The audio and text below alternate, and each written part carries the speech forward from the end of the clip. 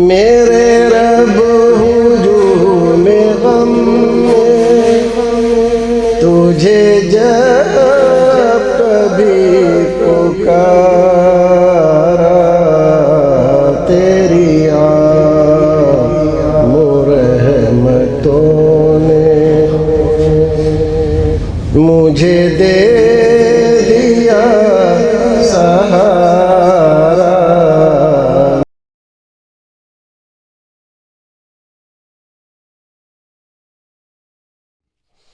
الحمدللہ والصلاة والسلام علی رسول اللہ وعلی آلہ واصحابہ ومن والہ۔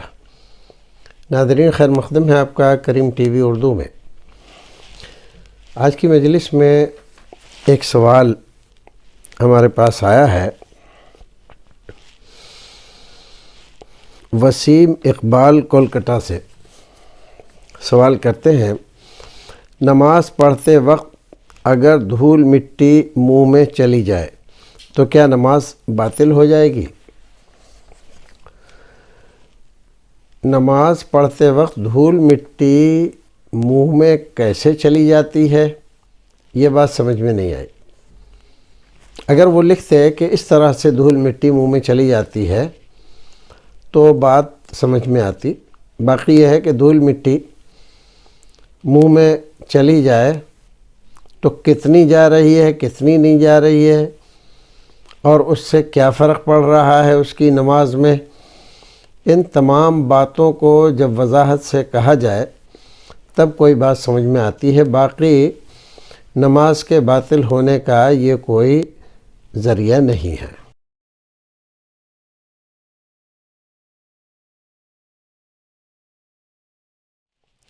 ایک اور سوال ہے، دکان، مکان اور گاڑی وغیرہ پر دعائیہ کلمات، آیات قرآنی وغیرہ لکھوانا کیسا ہے؟ بلرام پور سے محمد ہشام سوال کرتے ہیں۔ دیکھیے، رسول اکرم صلی اللہ علیہ وسلم، صحابہ کرام، تابعین اعظام، امامان دین کے یہاں اس بات کا کوئی تذکرہ نہیں ملتا۔ جو چیز آج کل ہمارے یہاں بڑی سختی کے ساتھ معمول بہا ہے، ان زمانوں میں اس کا کوئی نہ رواج تھا نہ کوئی تصور تھا، تو نہ کرنا بہتر ہے۔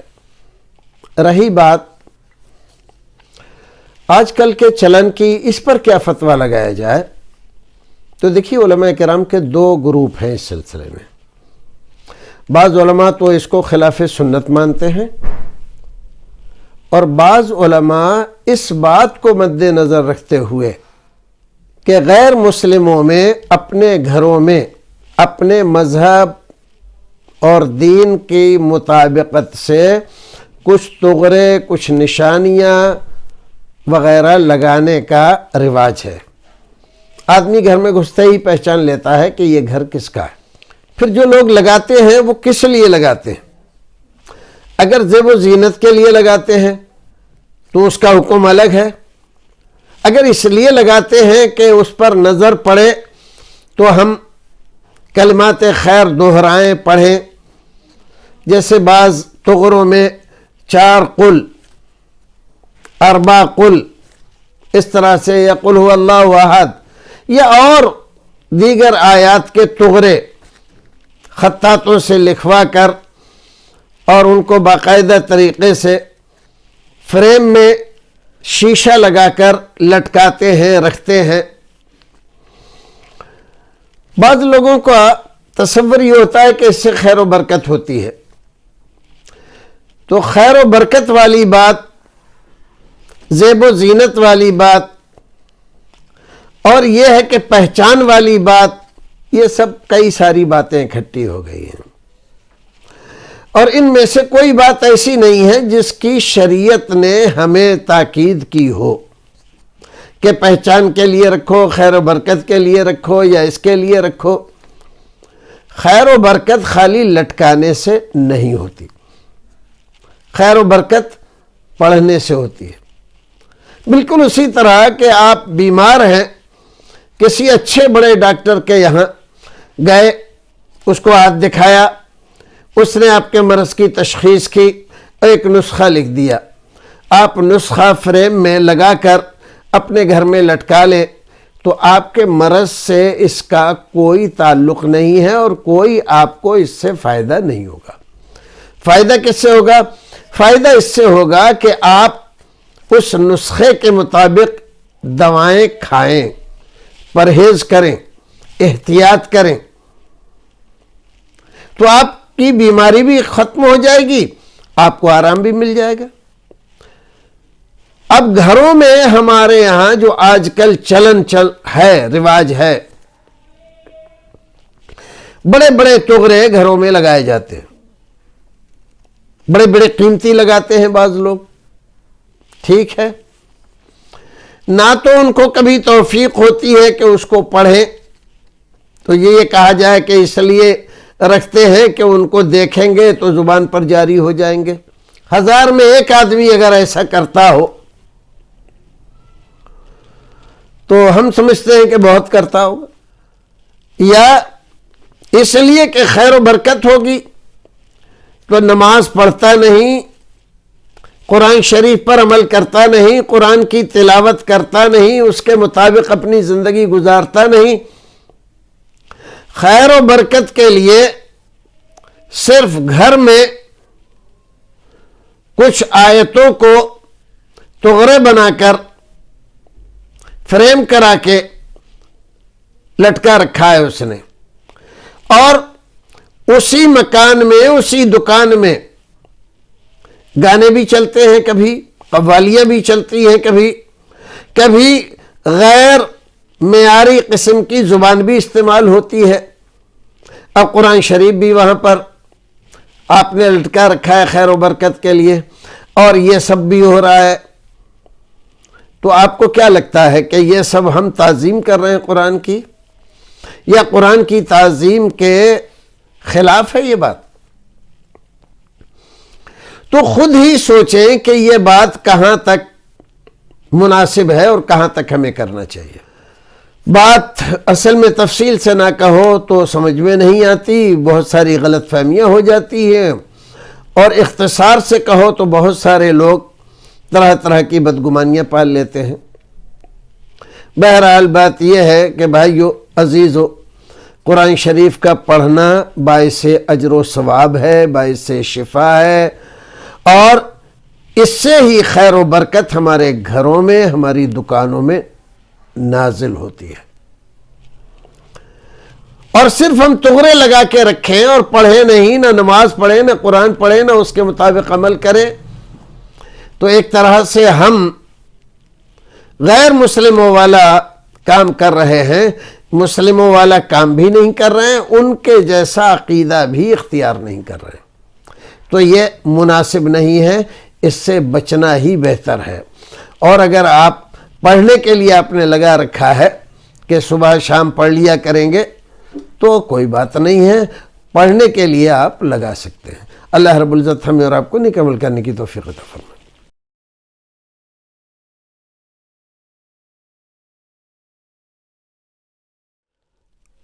ایک صاحب سوال کرتے ہیں، عمر فاروق نام ہے، ہمارے یہاں مسجد میں آخری وقت میں اذان و جماعت ہوتی ہے، تو کیا ہم ان کے ساتھ ہی نماز پڑھیں یا اپنی نماز پہلے پڑھ لیں؟ اگر آپ کے قریب ایسی کوئی مسجد ہے جس میں نماز اول وقت میں ہوتی ہے یا مناسب وقت میں ہوتی ہے، ٹال کر مکروہ وقت میں نماز کو نہیں لے جاتے ہیں، تو آپ کے لیے ضروری ہے کہ آپ اس مسجد میں جا کے نماز پڑھیں۔ اور اگر قریب میں کوئی اور مسجد نہیں ہے، صرف وہی مسجد ہے، تو آپ بدرجہ مجبوری اس میں نماز پڑھ سکتے ہیں اگر امام صحیح العقیدہ ہو۔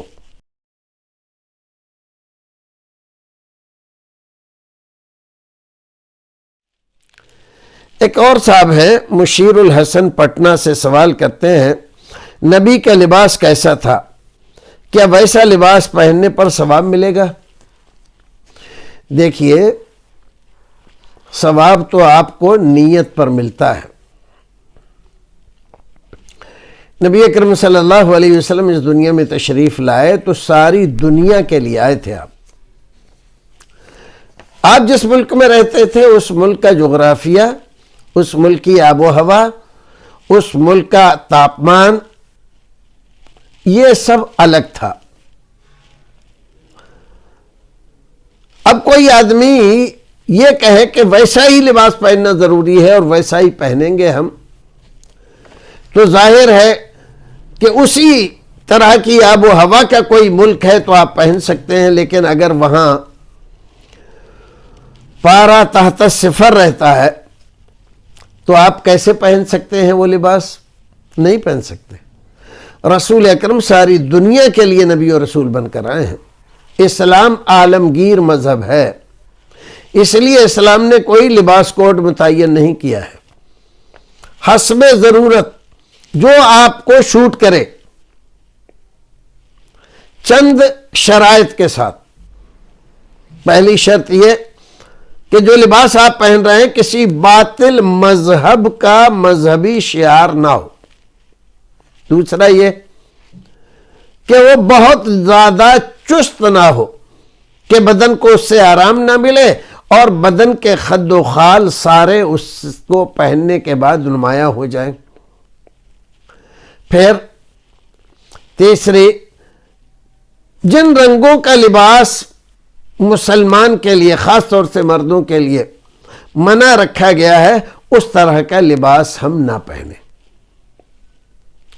باقی آپ اپنے ملک کی آب و ہوا کے اعتبار سے، اپنی ضرورت کے اعتبار سے کوئی بھی لباس آپ پہنتے ہیں اور اس نیت سے پہنتے ہیں کہ میرے رسول کی سنت میں اس طرح کا لباس بھی ہے، یعنی ایسے لباس پہننے کی اجازت آپ نے دی ہے۔ اور پھر ایسی جگہ آپ جائیں جیسے مکہ جائیں، مدینہ جائیں، سعودی جائیں اور وہاں پر وہ لباس آپ پہنیں رسول اکرم جیسا پہنتے تھے، اور یہ سوچ کے کہ یہ رسول اکرم کی میں سنت ادا کر رہا ہوں، آپ کے اسوہ کو اپنا رہا ہوں، تو ٹھیک ہے۔ لازم نہیں کیا ہے شریعت نے لباس میں کہ آپ کو ویسا ہی لباس پہننا پڑے گا۔ بہت ساری چیزوں میں لازم کیا ہے کہ آپ کو وہی کرنا ہے جو نبی نے کیا ہے، خاص طور سے عبادات میں۔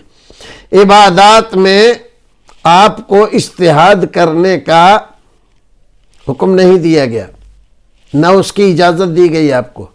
اپنی من سے کوئی عبادت کا کام ایجاد کر لیں آپ، یہ ناجائز ہے، حرام ہے۔ معاملات میں، کاروبار میں، کھیتی باڑی میں اور بہت سارے پیشوں میں آپ کوئی نئی چیز نکال رہے ہیں، مان لیجئے کسی زمانے میں کھیت کھلیان میں جو لوگ کام کرتے تھے تو ان کے پاس ہوتا تھا ایک پھاوڑا، ایک کسی، ایک کھرپی، ایک دراتی، ایک ہسیا، بس۔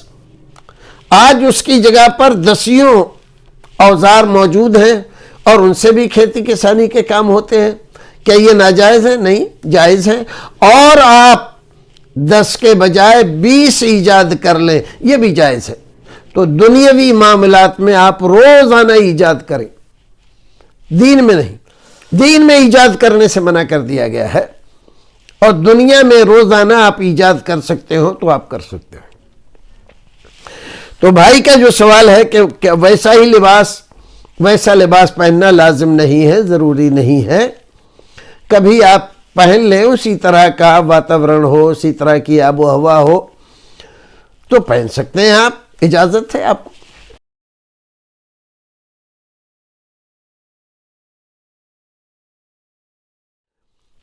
ایک اور صاحب ہیں قاسم، بریلی سے سوال کرتے ہیں، ایک آدمی 10 سال سے اپنی بیوی سے الگ ہے،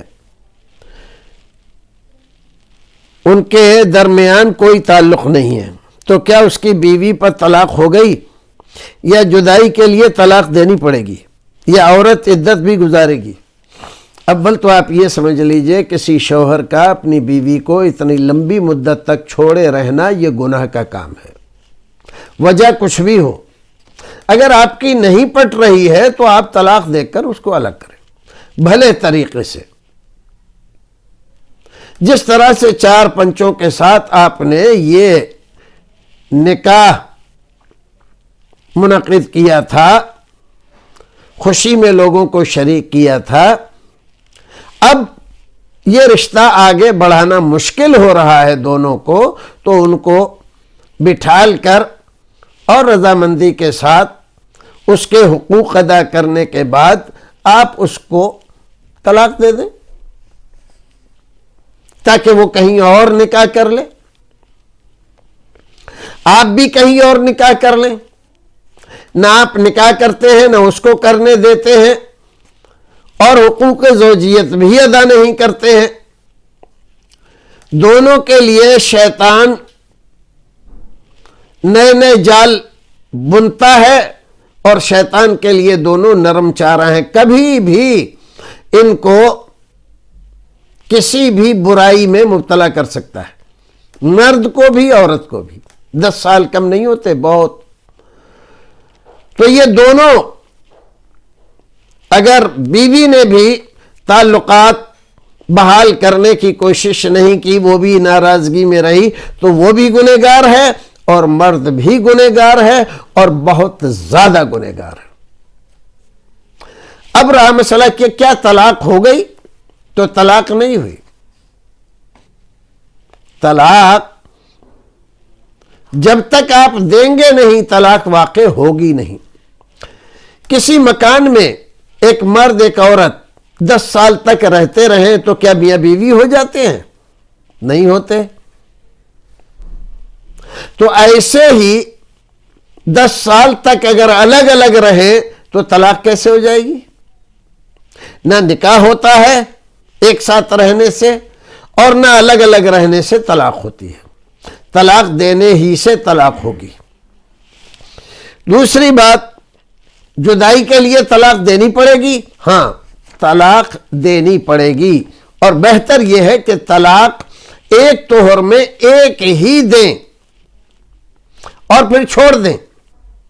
طلاق گزر جائے گی تو یہ عورت اس کے نکاح سے نکل جائے گی، کہیں بھی شادی کر سکتی ہے، وہ اس کے گھر والے اس کا نکاح کہیں بھی کر سکتے ہیں۔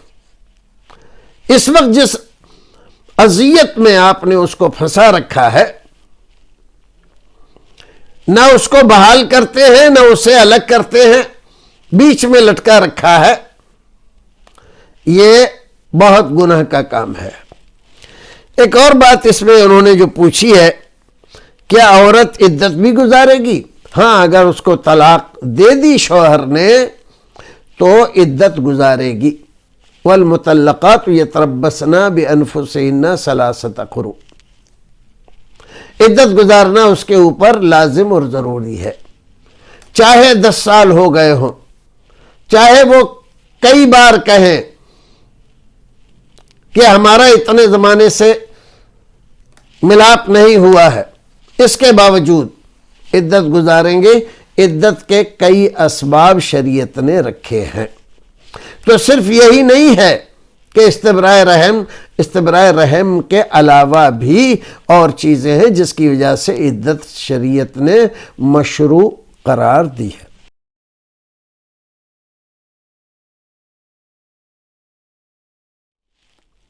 عبداللہ کولکتہ سے سوال کرتے ہیں، چیٹنگ کر کے یا رشوت دے کر سرکاری نوکری حاصل کی ہے تو کیا یہ صحیح ہے؟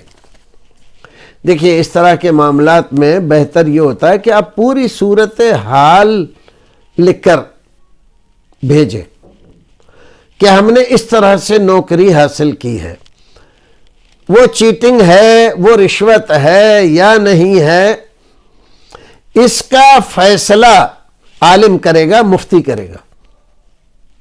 جس کو آپ چیٹنگ سمجھ رہے ہیں ہو سکتا ہے وہ چیٹنگ نہ ہو، جس کو آپ رشوت کہہ رہے ہیں ہو سکتا ہے وہ رشوت نہ ہو۔ اس لیے یہ سوال ادھورا ہے، اور اگر ہم یہ مان لیں کہ آپ نے غلط طریقے سے کوئی سروس حاصل کی ہے تو اب اس میں 2 صورت ہے۔ ایک تو یہ کہ کوئی دوسرا وہاں امیدوار تھا نہیں، آپ کو مل گئی سروس اور آپ اس کے یوگ تھے، اور ایک یہ ہے کہ آپ یوگ نہیں تھے، دوسرا آدمی کینڈیڈیٹ وہاں موجود تھا، آپ نے پیسے بھر دیے تو اس کی اس کا جو حق تھا وہ چھین کر اس حاکم نے جو رشوت خور بیٹھا ہوا ہے وہ اس کا حق آپ کو دے دیا. یہ ہے اصل رشوت اور یہ ناجائز ہے اور ایسا کسی بھی مسلمان کو نہیں کرنا چاہیے. اللہ رب العزت ہمیں اور آپ کو نیک عمل کرنے کی توفیق عطا فرمائے.